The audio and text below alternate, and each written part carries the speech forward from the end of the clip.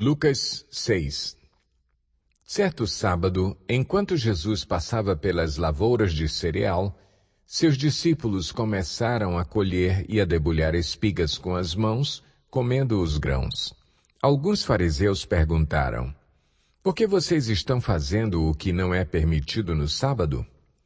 Jesus lhes respondeu: "Vocês nunca leram o que fez Davi quando ele e seus companheiros estavam com fome? Ele entrou na casa de Deus e, tomando os pães da presença, comeu o que apenas aos sacerdotes era permitido comer e os deu também aos seus companheiros. E então lhes disse: O Filho do Homem é Senhor do sábado."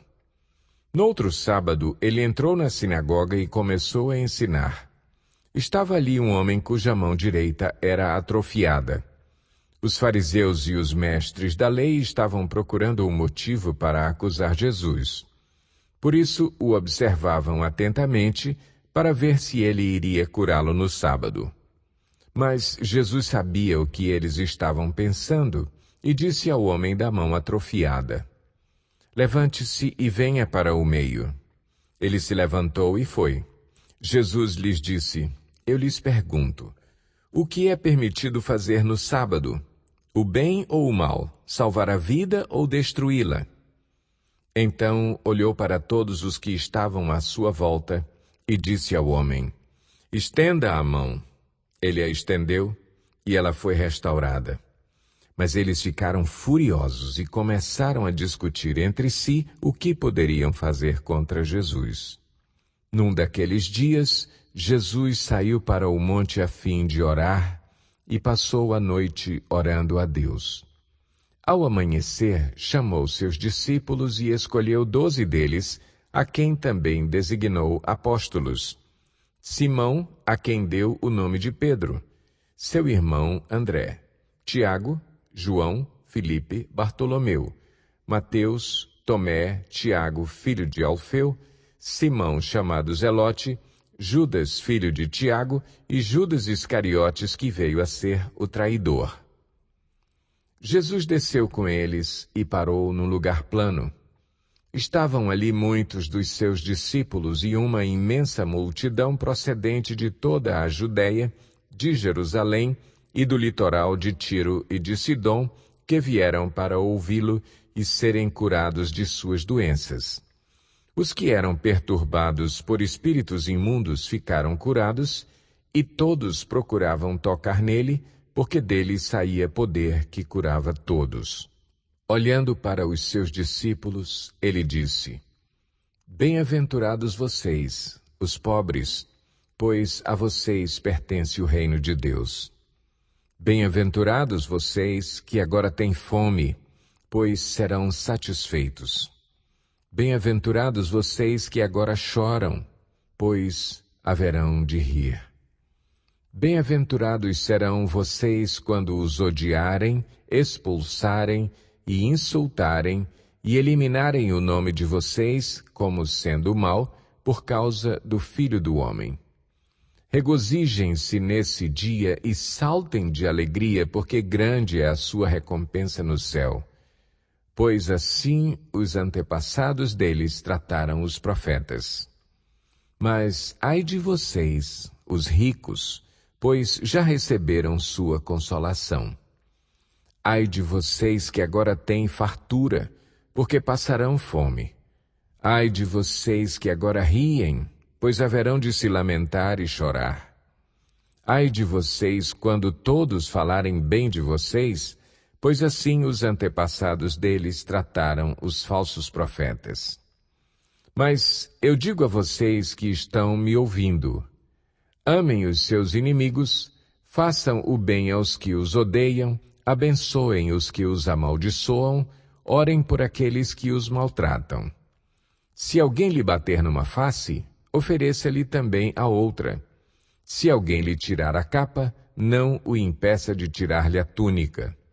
Dê a todo aquele que lhe pedir, e se alguém tirar o que pertence a você, não lhe exija que o devolva. Como vocês querem que os outros lhes façam, façam também vocês a eles. Que mérito vocês terão se amarem aos que os amam? Até os pecadores amam aos que os amam. E que mérito terão se fizerem o bem àqueles que são bons para com vocês? Até os pecadores agem assim. E que mérito terão se emprestarem a pessoas de quem esperam devolução?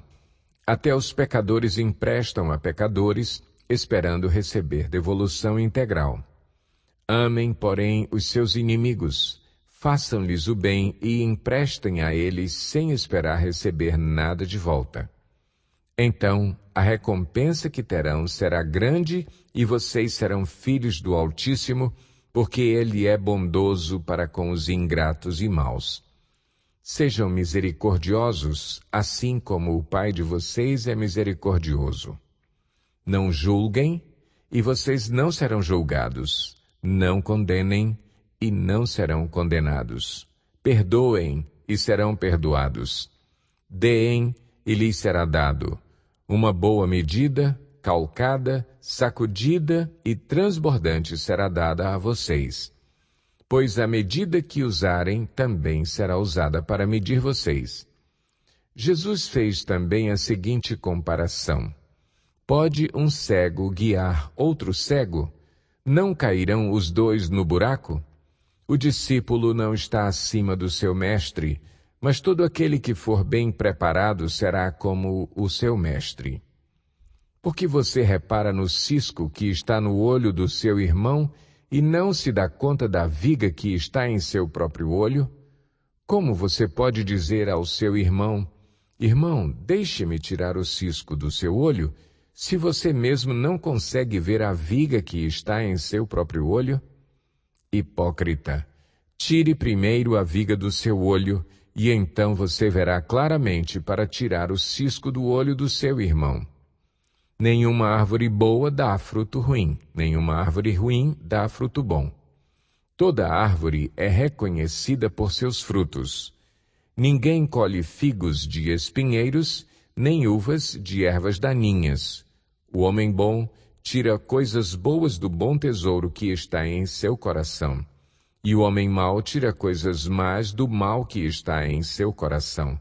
Porque a sua boca fala do que está cheio o coração. Porque vocês me chamam Senhor, Senhor, e não fazem o que eu digo? Eu lhes mostrarei com quem se compara aquele que vem a mim, ouve as minhas palavras e as pratica. É como um homem que, ao construir uma casa, cavou fundo e colocou os alicerces na rocha. Quando veio a inundação, a torrente deu contra aquela casa, mas não a conseguiu abalar, porque estava bem construída.